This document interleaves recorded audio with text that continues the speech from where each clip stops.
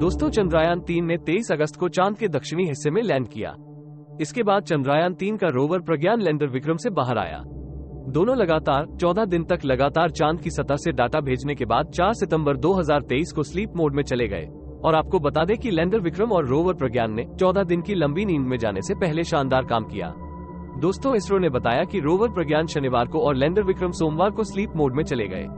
अब चांद पर धरती के 14 दिन तक रात रहेगी। इस दौरान चांद का तापमान -200 डिग्री से ज्यादा हो जाता है। दोस्तों, 4 सितंबर को विक्रम लैंडर भारतीय समयानुसार सुबह करीब 8 बजे स्लीप मोड में चला गया है। इससे पहले चिस्ते, रंभा एलपी और इल्सा पेलोड ने नई जगहों पर प्रयोग किए। इस दौरान जुटाए गए आंकड़े धरती पर भेजे गए। अब पेलोड को बंद कर दिया गया है, लेकिन लैंडर का रिसीवर ऑन रखा गया है। इसरो ने यह भी बताया कि सौर ऊर्जा खत्म होने और बैटरी से ऊर्जा मिलना बंद होने पर लैंडर विक्रम रोवर प्रज्ञान के पास ही निष्क्रिय अवस्था में रहेगा। अगर सब कुछ ठीक रहा तो दोनों 22 सितंबर 2023 को फिर से सक्रिय हो जाएंगे। लेकिन क्या आपने कभी सोचा है कि जब मिशन पूरा हो जाएगा तो रोवर और लैंडर का क्या होगा? क्या ये चांद पर ही रहेंगे या दोनों को वापस धरती पर लाया जाएगा? जानने के लिए वीडियो के अंत तक बने रहें। दोस्तों, आगे बढ़ने से पहले कृपया आप हमारे चैनल को सब्सक्राइब कीजिए ताकि हम और ऐसी जानकारी वाली वीडियो आपके लिए ला सके। दोस्तों, चंद्रयान 3 के विक्रम लैंडर ने चांद की सतह पर दोबारा लैंडिंग की।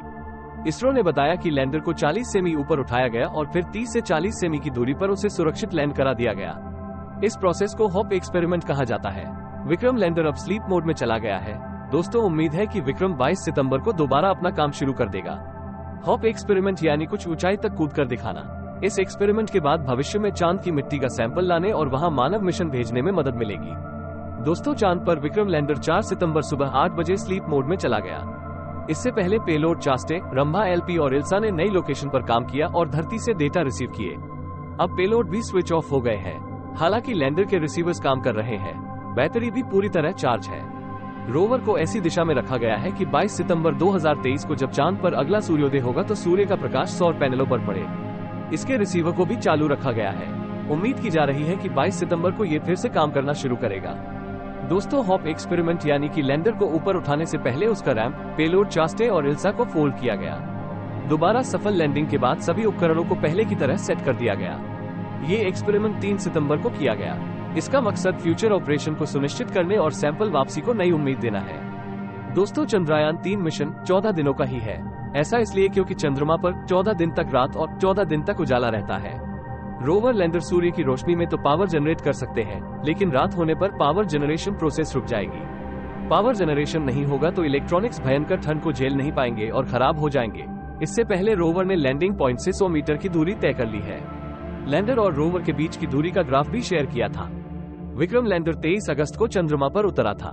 रोवर ने ये दूरी 10 दिन में पूरी की। दोस्तों, अब बात करते हैं कि रोवर और लैंडर का क्या होगा। आपको बता दें कि इसरो ही नहीं, अमेरिका की नासा समेत दुनिया भर की अंतरिक्ष एजेंसियां किसी भी दूसरे ग्रह की जानकारियां जुटाने के लिए मिशन पर भेजे गए लैंडर और रोवर पर निर्भर रहती है। लेकिन क्या आप जानते हैं कि जब मिशन पूरा हो जाता है तो ये लैंडर और रोवर कहां गायब हो जाते हैं?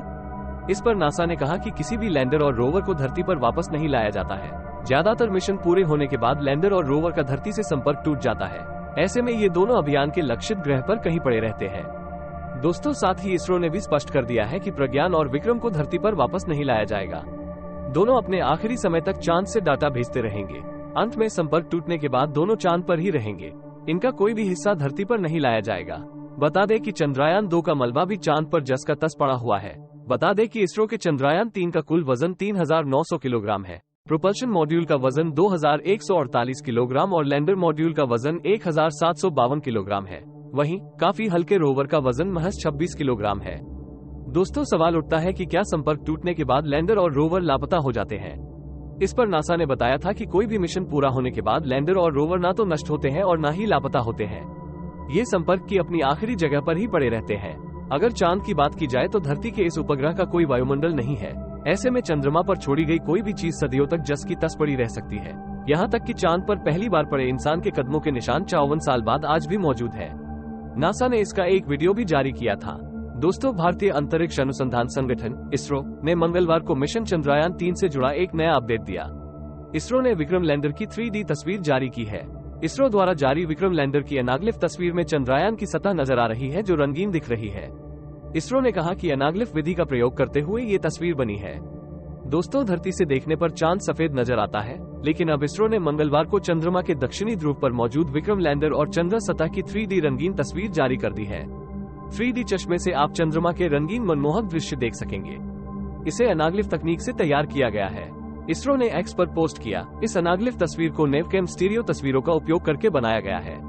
इनमें एक रेड चैनल वहीं दूसरी ब्लू और ग्रीन चैनल की है। दोनों को मिलाकर ये तस्वीर बनी है।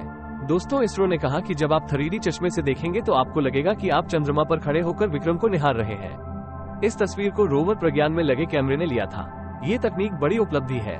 बता दें कि इससे विज्ञानियों को पहले से कहीं अधिक विस्तार से आकाशीय पिंडों का अध्ययन करने में मदद मिलेगी। नेवकेम को इसरो ने विकसित किया है। दोस्तों, चंद्रयान 3 से अब तक क्या अपडेट मिली है, आगे आपको जानकारी देते हैं। दोस्तों, इसरो ने 23 अगस्त को 30 किलोमीटर की ऊंचाई से शाम 5:44 पर ऑटोमेटिक लैंडिंग प्रोसेस शुरू की और अगले 20 मिनट में सफर पूरा कर लिया। चंद्रयान 3 ने 40 दिन में 21 बार पृथ्वी और 120 बार चंद्रमा की परिक्रमा की। चंद्रयान ने चांद तक 3.84 लाख किलोमीटर दूरी तय करने के लिए 55 लाख किलोमीटर की यात्रा की। ILSA पेलोड ने चंद्रमा की सतह पर भूकंप रिकॉर्ड किया। 31 अगस्त को इसरो ने बताया कि चंद्रयान 3 के विक्रम लैंडर पर लगे instrument of lunar seismic activity ILSA payload ने चंद्रमा की सतह पर भूकंप की प्राकृतिक घटना को रिकॉर्ड किया है। ये भूकंप 26 अगस्त को आया था। इसरो ने बताया कि भूकंप के सोर्स की जांच जारी है और लिप्स पेलोड ने चांद पर सल्फर की पुष्टि की। 28 अगस्त को भेजे दूसरे ऑब्जर्वेशन में चांद के साउथ पोल पर sulphur, aluminium, calcium, iron, chromium, titanium की मौजूदगी का भी पता चला है। सतह पर मैग्नीज, सिलिकॉन और ऑक्सीजन भी है। हाइड्रोजन की खोज जारी है। दोस्तों, सतह पर प्लाज्मा मिला, लेकिन कम घना। लैंडर विक्रम पर लगे radio anatomy of moon bound hyper sensitive ionosphere and atmosphere Langmuir probe RAMBHALP ने चांद के साउथ पोल पर प्लाज्मा खोजा है, हालांकि ये कम घना है। और वही विक्रम लैंडर का पहला ऑब्जर्वेशन सतह पर करीब 50 डिग्री तापमान। चंद्रयान 3 के विक्रम लैंडर में लगे चास्टे पेलोड ने चंद्रमा के तापमान से जुड़ा पहला ऑब्जर्वेशन भेजा है। चेस्ट यानी चंद्र सरफेस थर्मोफिजिकल एक्सपेरिमेंट के मुताबिक चंद्रमा की सतह और अलग अलग गहराई पर तापमान में काफी अंतर है। दोस्तों, चांद पर भारत का ये तीसरा मिशन था। पहले मिशन में पानी खोजा था। 2008 में चंद्रयान 1 को लॉन्च किया गया था। इसमें एक प्रोब की क्रैश लैंडिंग कराई गई थी, जिसमें चांद पर पानी के बारे में पता चला। फिर 2019 में चंद्रयान 2 चांद के करीब पहुंचा, लेकिन लैंड नहीं कर पाया। 23 अगस्त 2023 को चंद्रयान 3 चांद पर लैंड कर गया। चांद पर सकुशल पहुंचने का संदेश भी चंद्रयान 3 ने भेजा। कहा, मैं अपनी मंजिल पर पहुंच गया हूं। दोस्तों, ऐसे ही चंद्रयान 3 के लैंडर और रोवर ने चंद्रमा पर अपने 14 दिन पूरे किए। अब 22 अगस्त को क्या नया अपडेट आता है, उसके लिए हमारे चैनल को लाइक करें, अपने दोस्तों के साथ शेयर करें और सब्सक्राइब करना न भूलें। हम जल्द ही एक नए और रोचक वीडियो के साथ वापस आ रहे हैं। धन्यवाद और फिर मिलते हैं।